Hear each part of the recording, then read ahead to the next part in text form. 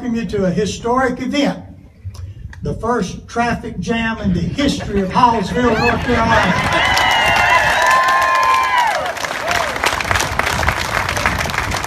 What a beautiful sight.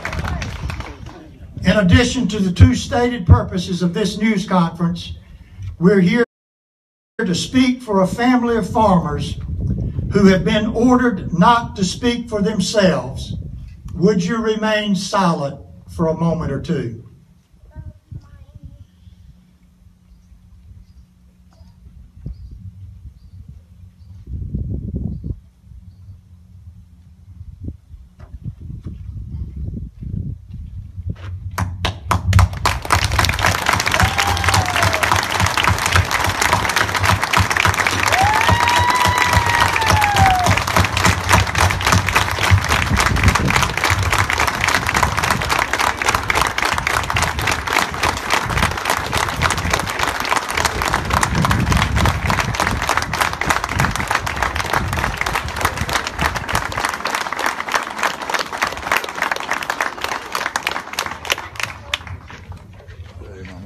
Ladies and gentlemen, the Joey Carter family will sit quietly, and when this news conference is over, please respect their desire to exit and comply with some of the instructions that they've been given. I'd like to make the introductions now of the folks that are here, and I hope I can do this without any mistakes. Please hold your applause till I get through introducing all these folks. Lieutenant Governor Dan Forrest, Commissioner of Agriculture Steve Troxler, Senator Brent Jackson, Senator Harry Brown, Representative John Bell, Representative Holly Grange, Representative Phil Shepard, Representative William Brisson, Representative David Lewis, Representative Brendan Jones. On behalf of everybody that's here, thank you for your participation in this magnificent event today. I will now outline for the media and for those present our structure for what we will do from here on out. We will have introductory remarks by Lieutenant Governor Dan Forrest first, Agriculture Commissioner Steve Troxler, Senator Brent Jackson, Senate Majority Leader Harry Brown, and House Majority Leader John Bell, and Representative Holly Grange, who will speak on behalf of some of our wonderful female members of the General Assembly. We will hear them in that order. At the conclusion of Representative Holly's remarks, I will again take the podium. We will open it up for questions. All of the questions from the media will be directed to me. I will either answer the question myself or refer to someone on the podium who will take that question. Lieutenant Governor Dan Forrest.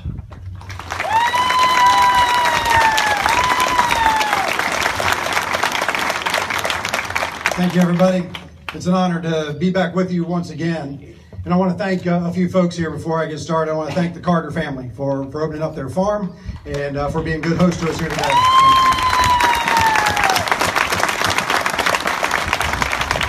I also want to say thank you to the media who has shown up as we desire to spread light on the subject that we're going to be talking about today so that the whole world can know what is truly going on here with our family farms. And then I also want to just say thank you to you farmers, and I want to speak to you today specifically. You know, you bite your tongue a lot. You work hard every single day to make ends meet.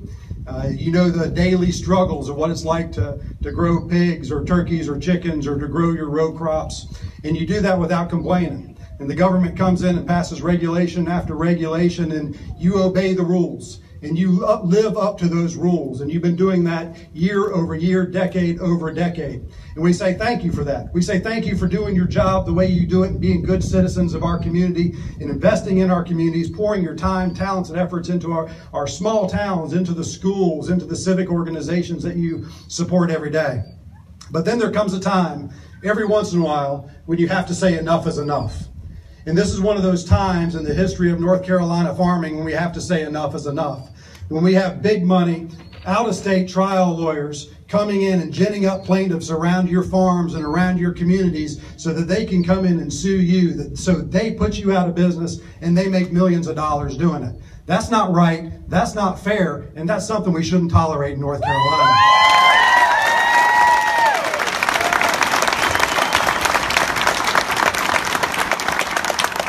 So our job today is to come out to you and say, listen, we thank you for what you do. For the largest economy and the largest sector of their economy in North Carolina is agriculture. $85 million, you all know that. Commissioner Troxler has talked many times about wanting to grow that to $110 million as fast as he can. I'm getting my billions and millions confused there. And so we want to make sure that we do everything we can to invest in agriculture. And we want to make sure that we're supporting you every way we can, because we know that it's lawsuits like these that are going to put our family farms out of business, that end up ruining the economy of North Carolina for tens of thousands of workers. And so we're here to support you, and we just want to say thank you for everything you do on a daily basis. Thank you for today, taking time off work so that you could be here to support your other family farm friends. God bless you.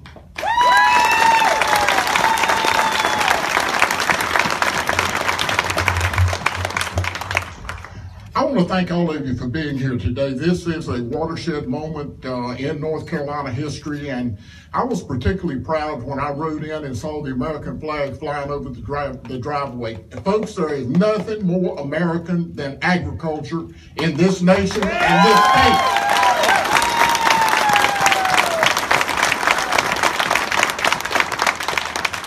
And as an American citizen, I feel like that I need to apologize to the Carter family and to the hog farmers of North Carolina that have been drugged through this. And I apologize for the travesty of justice that has occurred in a federal courtroom here in North Carolina. It's un-American. I feel like your American dream has been taken away from you, and it's not right. But out of this, there's got to be good. We've got to stand shoulder to shoulder in agriculture and educate the public once again as to what we do, our importance, and we feed them. There are very few people, if any, in the cities and the urban areas of this state that can raise the protein that their families need. We do it every day. We do it in the most efficient way that it can be done, and I'm always amazed at the untruths and the blatant lies that have been told about the hog industry in North Carolina. We're standing in the #1 hog producing county in the United States, right here in Duplin County.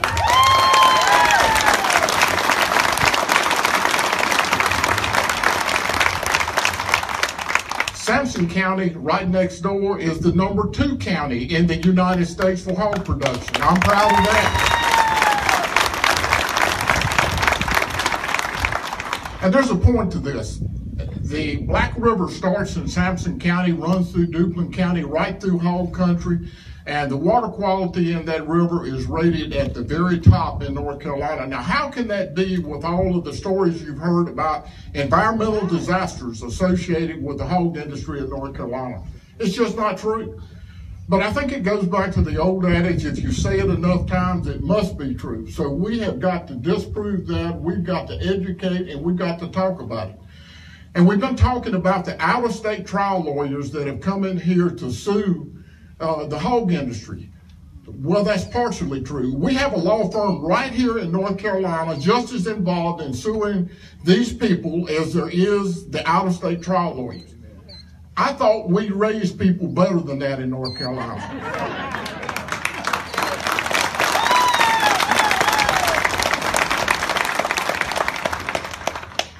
You know, there are a lot of things to be said today, but the thing that I know is that agriculture is not a nuisance. Agriculture is a blessing. Amen. What we do every day is a blessing, and the people have forgotten it.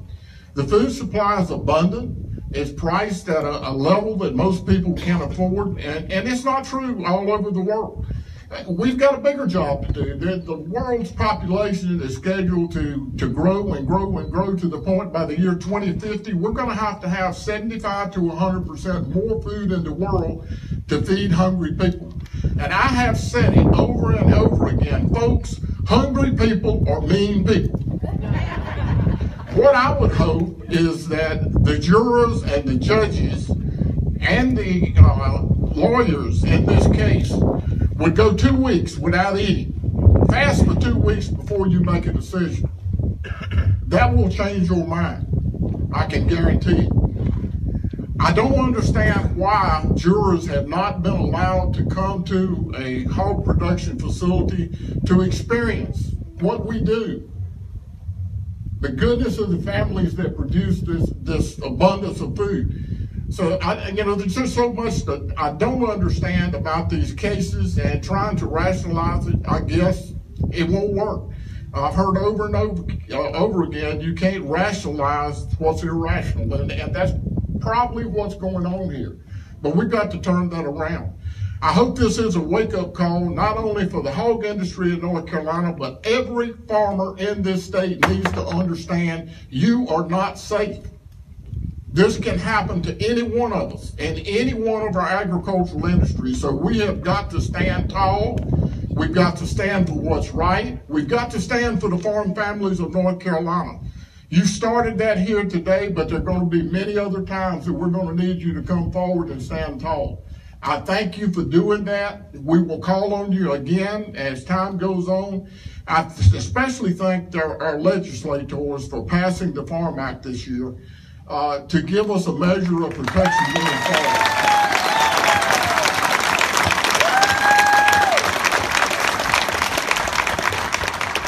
Senator Brent Jackson was the original sponsor of this bill in the Senate. And I can tell you from personal experience, he's had a little taste of what's going on. FDA came to his farm several years ago and did an inspection and made errors in their inspection. And while they would admit that they made the errors, they said, well, we can't take it back and we won't take it back.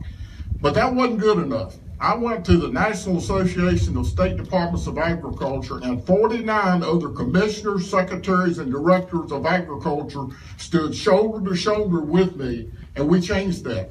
Today, when the Food Safety Modernization Act is implemented, there will be a dispute resolution process where if a mistake is made, it can be taken back. This is a mistake, what's happened in the court system. Yes. It can be taken back on appeal, and it must be taken back on appeal. Yes.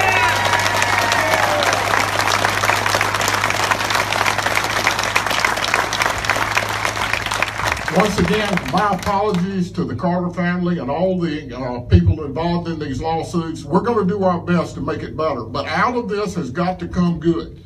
We have got to make sure that good comes out of the bad that we've seen so far. Thank you.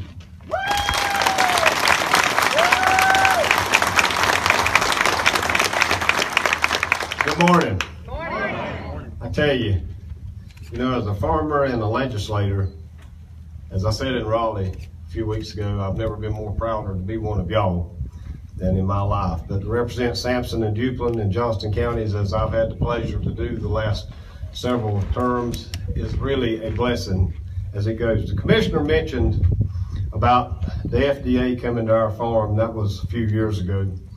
And as I told him and as I told other ones as we traveled really across the country trying to get them to change their mind, because they had no way of doing anything to correct the mistakes that they had made.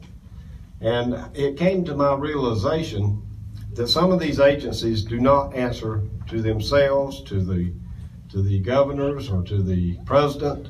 They don't even answer to God. And I know what it's like to have to fight. And so I commend the Carter family for having us here today and allowing us to come and support them. But I want to talk briefly about the crowds I see here. This is why I became a first-generation farmer. One, I left to play in the dirt. But two, the community. It is all about the community. whether you're in Duplin County, Sampson County, or anywhere in eastern or western North Carolina, in rural North Carolina, it is about community. And we all come together when one of us is hurting. And I just want to commend you this morning, and it's been my honor to serve you. It was my honor to do the farm bill. When we first filed that bill, we didn't realize it at the time, that was the first bill filed for this session, and the number was 711. And I was joking with my staff in Raleigh. I says, I guess we can go to Vegas and roll the craps table and it'll be 7 or 11, we'll win or lose. So, we got the chance to do it both. We won in the Senate, Jimmy ushered it through the House, and we won there, then our governor vetoed it. So we had craps. But we came back. We came back and we rolled again, and we overrode it all.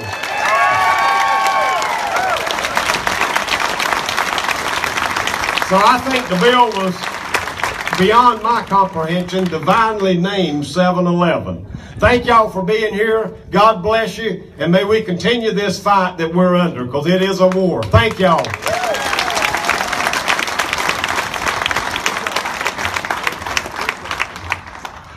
Boy, it's good to be around these folks, I can tell you. I represent the counties right beside you. I have Onslow and Jones County. I'm a Jones County boy. I grew up in Jones County, and my granddaddy had a farm, and I remember when I was a young guy, I started, like we all do, about 4 or 5 years old, walking behind a harvester, picking up leaves, but I can remember my granddaddy's farm, but the thing I remember most is my granddaddy losing that farm. And that was a tough time, for our family, and I still got a lot of relatives in Jones County that are farmers, and a lot of good friends in Onslow and Duplin and Sampson County that I know that are farmers, and I think Brent said it best. The one thing I remember most about being in that farm life, and I did it until I was 18, is just how families pulled together through tough times. And I know the Carter family is going through a tough time right now, and I can only imagine the appreciation they have for the support that they're seeing today. But that's what we do and what we did as farmers. And again, I got relatives all over Jones County that are farming today. They're in the fields today, making it happen.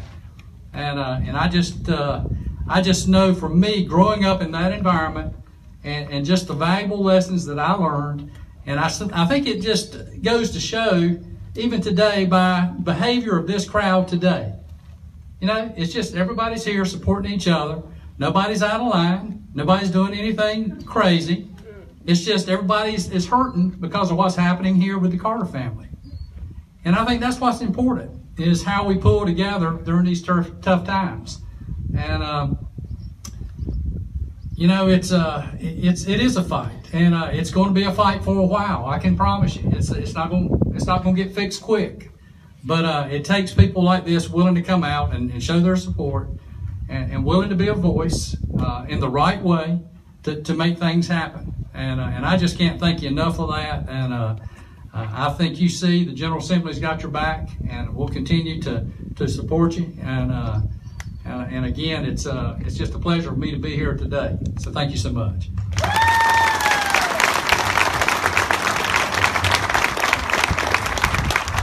Good morning. First of all, folks, we have an outstanding Lieutenant Governor who's with us today. Thank you, Lieutenant Governor. Thank you. Thank you for your leadership. And if you didn't know, you already know, but we have the finest agriculture commissioner in America, Commissioner Trotter.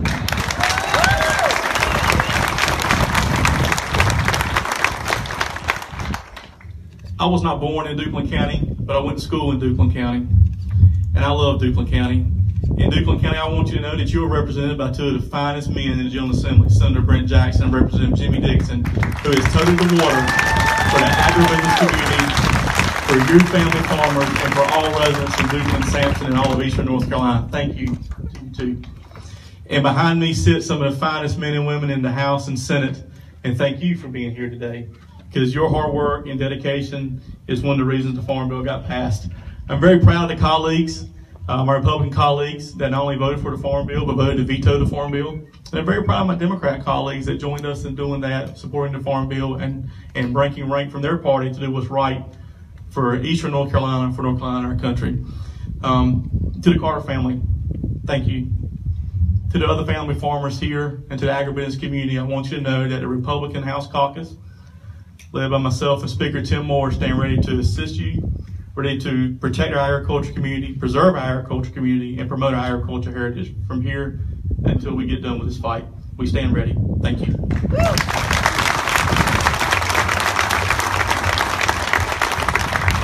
Good morning. I'm so happy to be here today. Driving through this beautiful county on the way here, I saw a lot of signs in support of our farmers, our hog farms, our North Carolina farms, and my heart was full of pride. I had a great feeling coming here today to support all of you. This has not been an attack on big business. This has been an attack on small business. And many of you know that small businesses are what drives an economy. You all drive our economy. Now, I'm from New Hanover County, and we don't have any hog farms in New Hanover County. We have some farms, but we also have the state port.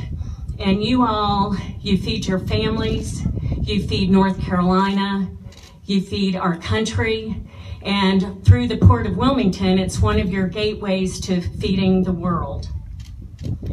I am very proud to stand here in support of you because farm values are family values, and family values are what makes this state, North Carolina. And I thank you all, and I will be behind you 100% of the way, and God bless you all. Thank you.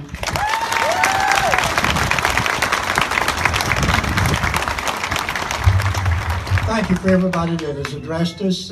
Will now be our opportunity to field questions from anybody in the media that would like to pose any questions.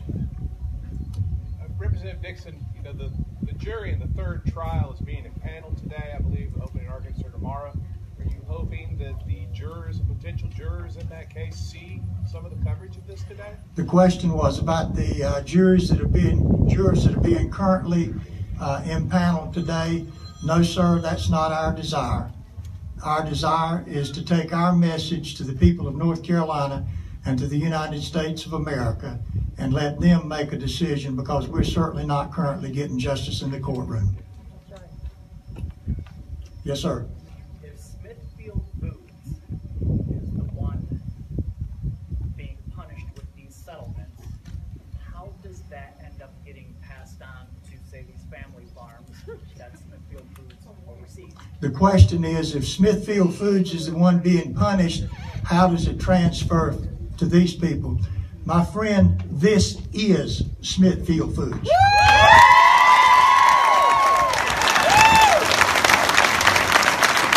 Other questions? Thank you very much. In conclusion. Jimmy, you got a little. Sir, Sloan Heffernan, WRAL. Hi, Sloan. Thank you for having us. There are 500 plaintiffs in these 11 lawsuits who feel that the farmers are not good neighbors. Is there a compromise in all of this? Something so that there can be a better relationship? Has there been an attempt to work with these neighbors? The question is that there's 500 plaintiffs. Has there been any attempt to compromise, and is there a compromise available? I will answer that question, Sloan, in this manner. The current lawsuit that just finished against the Carter family is brought by two individuals that live a few hundred yards right over here. When these people moved over here, they bought the land from Joey's daddy. These hog houses existed when those folks came here. These hog houses existed when these folks came here. These folks were very happy and satisfied and good neighbors until some out-of-state folks combined with some of the in-state lawyers, Bill Graham and Mona Lisa Wallace of Salisbury, and they came over and they recruited these folks.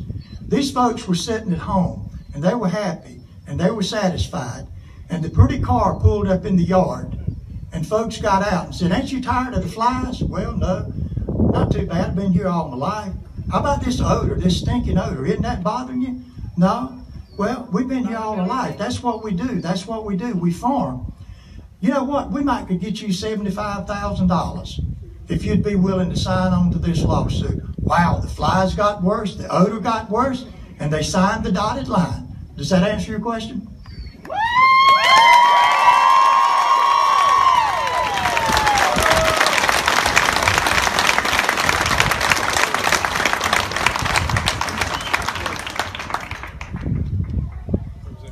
Yes, sir.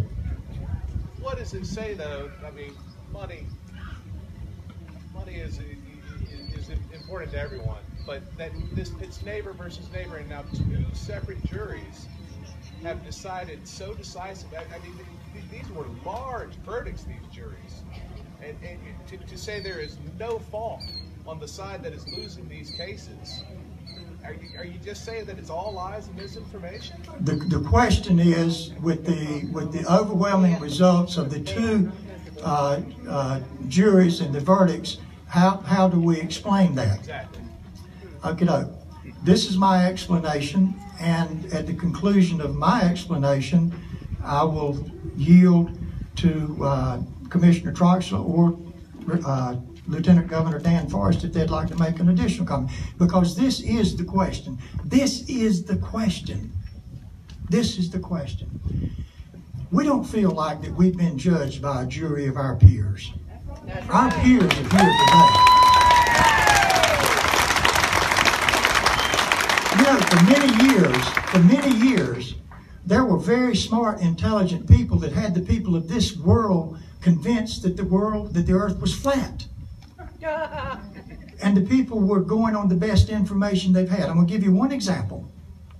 I'm going to give you two examples in answer to your, or try to answer your question.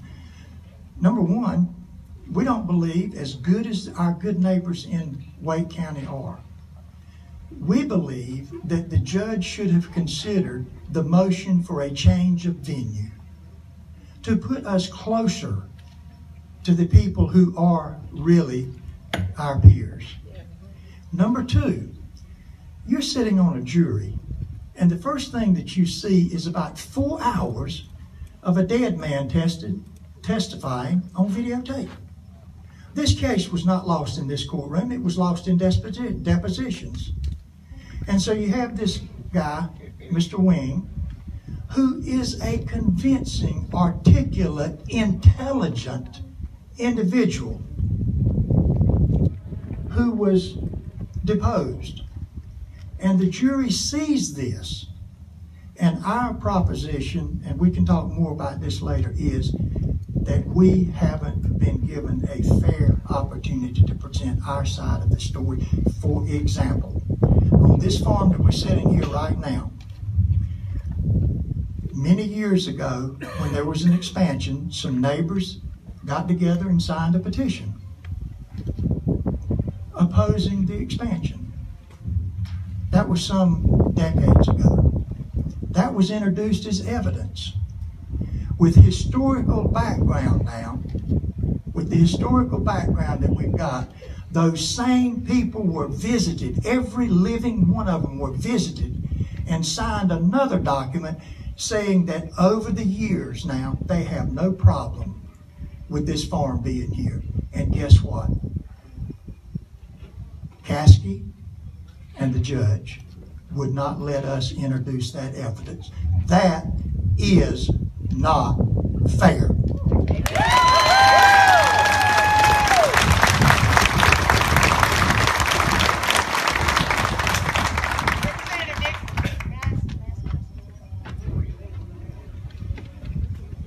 Case Farms lady here. I have a twofold, and it's very simple. One's for you and one's for the media. We won't be asking the media any questions. Oh, they won't answer The media are our very good friends. Oh, I understand. It's not a bad question. The hog farms are behind us. The wind's blowing. Would you be willing to live right here? Amen.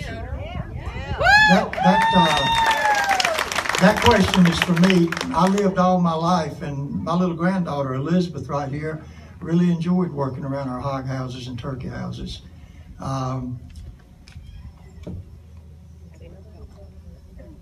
there is occasionally circumstances that I describe this way. And this is what we're asking you all to do. And this is what we're asking you all to help us communicate. God be thanked that there are farmers who are willing to deal with the conditions of production so that others can enjoy the benefits of consumption. Amen.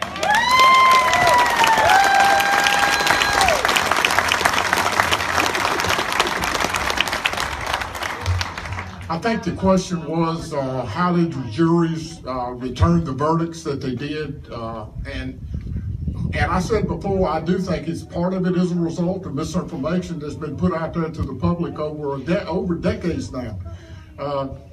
We in the Department of Ag have experienced some of this misinformation. I think back to the PED outbreak that we had in North Carolina that affected primarily small pigs. I'm talking like this, not like this. So one of the groups sent in pictures of what they called illegal burial of hogs during this outbreak. Well, we had to have the truth. So I put my state veterinarian in an airplane with a camera and I said, I want you to fly every hog farm in North Carolina. Anything that you see is a violation, I want you to take a picture of it and bring it back to me. Well, he did. And when he got back to me, he said, Commissioner, I saw the dead box, one dead box had a top that was not shut. So we corrected that. That's how bad it was.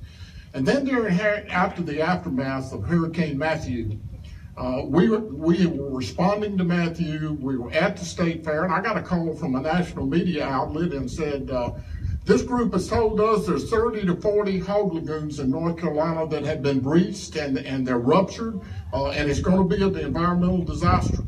What's your comment? And I said, it's a lie, because I had flown, and Dana had done the investigations too. We had a couple that had a problem, but it wasn't 30 or 40 hog lagoons that were breached and were running over. I was quite amazed when I flew during Hurricane Matthew at the job the hog industry did in preparation for that, and the changes that had been made since we had Hurricane Floyd. In a lot of cases, what I saw was the hog lagoon and the hog houses intact and the rest of the farm completely underwater. That's how much things have changed over time. We are very responsible in the hog industry, very responsive. And I think back to being in China several years ago, and they were showing us the newest agricultural practices in China. And one of them said, we are moving our hog production into confinement to protect the environment. And it was one of those duh moments. Well, we've been doing that for a long time in North Carolina, and it is the most efficient way to do it. And if you've ever seen the results of what a feral hog does in a neighborhood, even an urban neighborhood, you'd understand. This is the best way to raise pork and raise the protein that this country needs.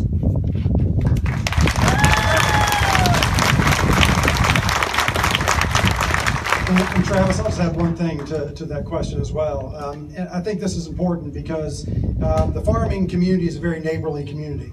And if somebody shows up on the doorstep of a farmer and has an issue and has a concern, I can guarantee you that those farmers are going to do everything they can within their means to address that issue. And that hasn't been happening in this case. This is trial lawyers coming in, ginning up plaintiffs without that just normal common courtesy of family farming that they all deal with every day. And the second point is this, that we're dealing with law-abiding farmers. I mean, until you have spent time with a farmer, spent time on farms, it's very hard to understand the rules and regulations that a farmer has to deal with every single day. And again, like I said earlier, happily doing that. So when EPA comes in, or the Corps of Engineers comes in and tells them how to dig a ditch, or EPA comes in and tells them how to do something, or DEQ, Diener in the past, whatever that rule and regulation is, they abide by it. And in this case, there weren't any laws being broken. So how do you run a business, abide by the law running the business, and then one day find out that some big trial lawyers ginned up a bunch of plaintiffs and come out and said, you guess what, we're going to sue you and put you out of business now. That's just not fair, and it's just un-American, and I think that's really part of the message that needs to get out here.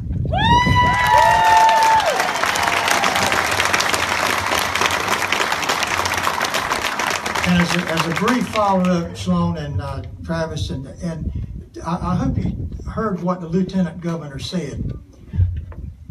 Our rules and regulations are in place. Listen carefully. This man has never had a complaint. Woo!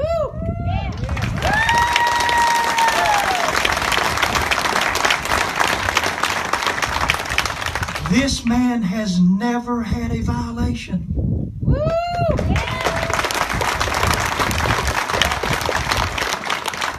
Until the visit by Lisa Blue Byron's folks and Mona Lisa Wallace and Bill Graham's folks, and then things started happening badly. Other questions? Yes, sir. Rhonda Garrison with the Corn Growers Association.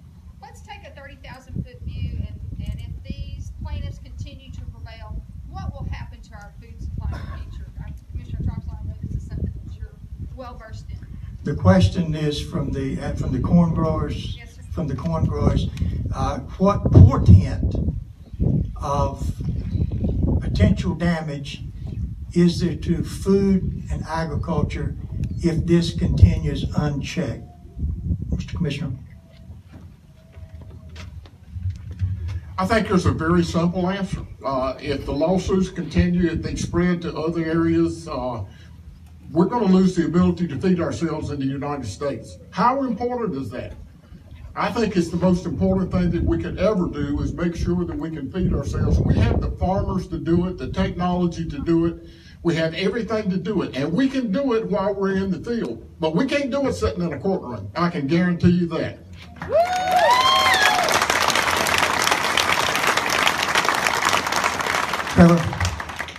Obviously, there's a lot of growers here who could answer this question, but what are you hearing from people on the ground who have these farms or operating as these lawsuits? The question is, what are we hearing from these farmers relative to this lawsuit? They're going home. They're sitting around the dinner table and they're saying, we haven't broke any laws. We haven't broke any regulations. Why is this happening? And they have been scared to the point that it's personified by their presence here this morning.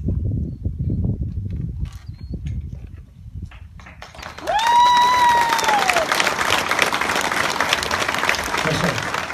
Has Field Foods made any indication in light of these two lawsuits of any sort of changes that they're going to dictate to these family farms in terms of how these operations are going to be run?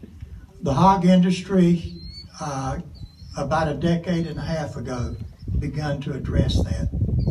I wish some of you would Google the swine waste to natural gas operation that's just outside of Kenansville. If you will find where Hardee's is in Kenansville, and then head down that Highway 50, about 2 or 3 miles out there after you cross the 4-lane, you'll see a magnificent first anywhere around.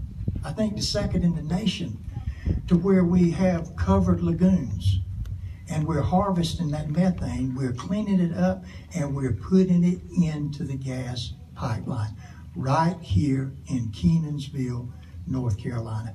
We have paid attention to our buffers. Many years ago, when we had the hurricanes and we had so many breaches, we improved ourselves. And as the commissioner said, during Matthew, we did not have a single breach, not one breach, a single breach of a hog lagoon. We had some surface water to come in, surface water went out, but not a breach. Check on your municipalities where Mr. and Mrs. Urbanite flushed the commode and see how many gallons are still back of the well-regulated lagoons that we have for our municipalities. the answer to your question, and I'd love to spend more time with you. We've made great improvements. There are buffers here. We have records that we can show you, contrary to the river keepers who are in this for money and lawsuits only. They could give a damn about the quality of the water. It's about lawsuits.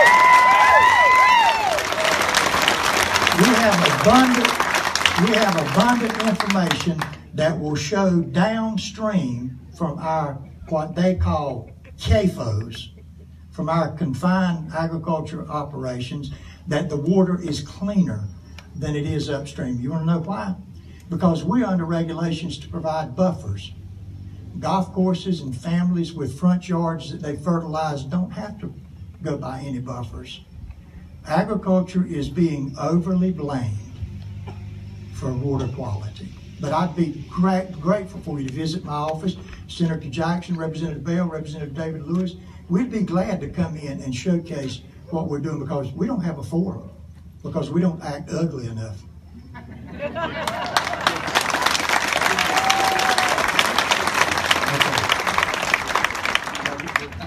I'm going to be real brief. You know, we're talking about the thousands of farmers that have contracts with Smithfields and others, and how this could affect them and what it means to Eastern North Carolina. Well, I can promise you, the economy in Eastern North Carolina, if you affect those thousands of farmers, then the little town of Beulaville that most of you went through, I promise you, will not be the same down the road. Because the people that suffer in these communities, farming communities, support these towns. And Eastern North Carolina, I have been fighting as hard as I can for rural North Carolina, because people don't understand the fight that's going on in some of these rural areas of the state. And this is just one of many.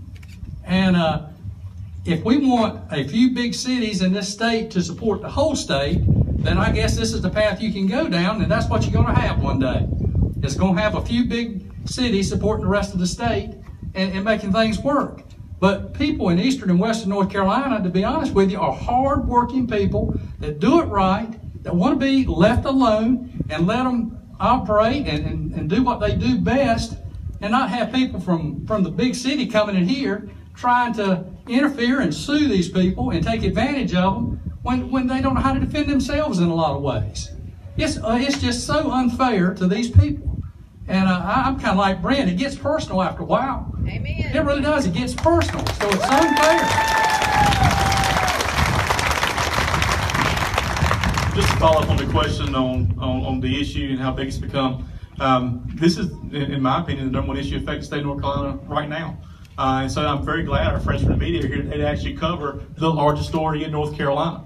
As I travel around the state, and I was on the phone this morning before I came here, this is a topic that's going on in the mountains as well as Eastern North Carolina.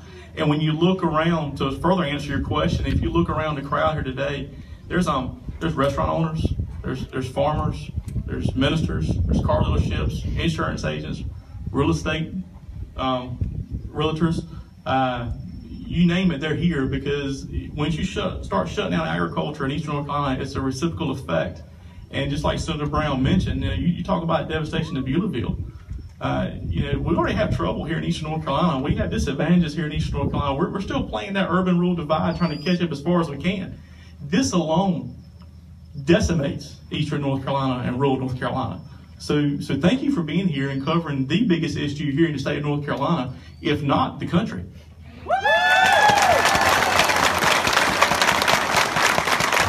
One more question. Anybody that hasn't asked a question, right here. Representative Dixon, so far the farmers are 2-0 in court. They've lost both cases. Do you think they've been outlawyered thus far?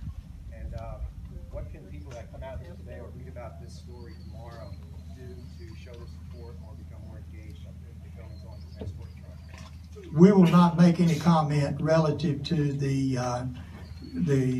quality of the lawyering. That's something that at the appropriate time could be directed to Smithfield Foods.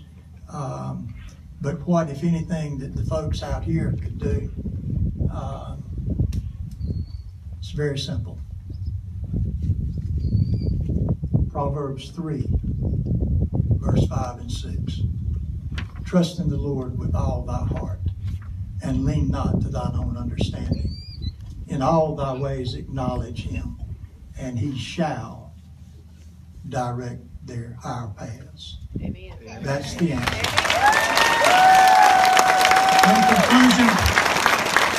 In conclusion, and immediately upon conclusion, please respect the Carter family so that they can leave and be obedient to the gag order that's been placed upon them, to where they're not allowed to speak for themselves. And so we've come to speak for them. Ladies and gentlemen, we're a free nation for a lot of reasons, but all of them tied together may not equal the fact that we've been able to clothe and feed ourselves. We're the beneficiaries of our forefathers who worked and sweated and provided enough food for themselves and a little extra to feed the rest of the world. Our freedom and liberty will continue to depend on our ability to feed and clothe ourselves. May our Father in heaven bless us that we might be able to do so. Have a safe trip back to work.